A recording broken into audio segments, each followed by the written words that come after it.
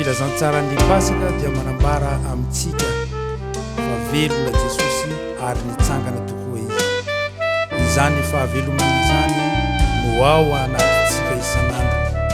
Azahoantsika midera sy mankalaza azy ary manome voninahitran'Andriamanitra fa manana ny fahavelomana mandrakizay isika noho ny amin'ny Jesosy Kristy omby tamin'ny hazo fijaliana.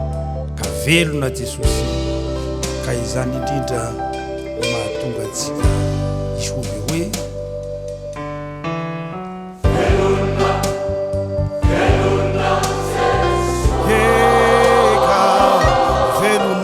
Jesu,